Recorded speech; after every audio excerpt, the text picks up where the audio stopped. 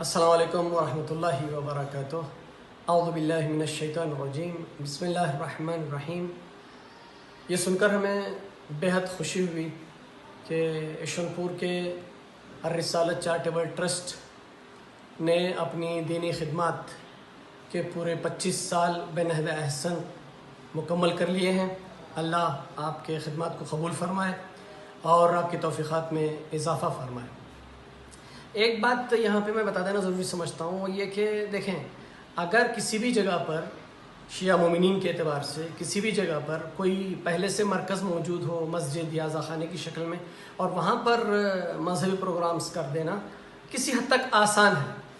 لیکن اگر کوئی ایسا مرکز نہ ہو، مسجد نہ ہو، خانہ نہ ہو، اور وہاں پر کوئی شخص آئے اپنے گھر کو دے دے اور وہاں پہ پروگرامز ہوتے رہیں، یہ تھوڑا سا مشکل ہے۔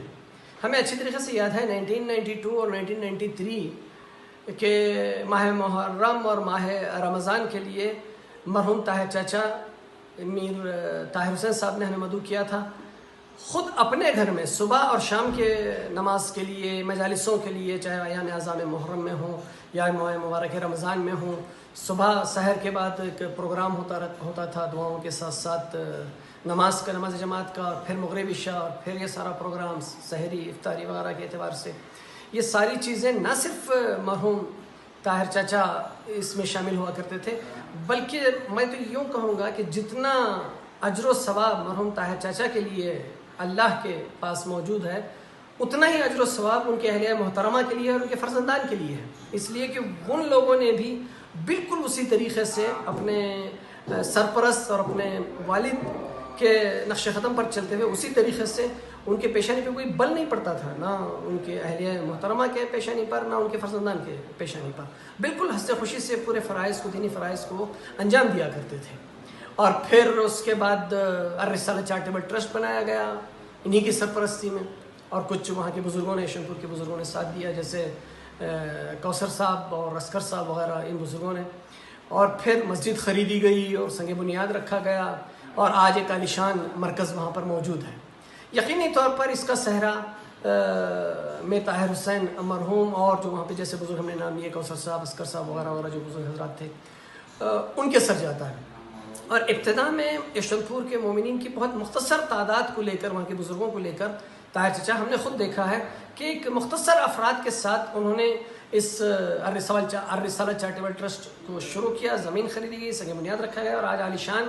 ایک مرکز، اسلامی مرکز بنایا گیا ہے۔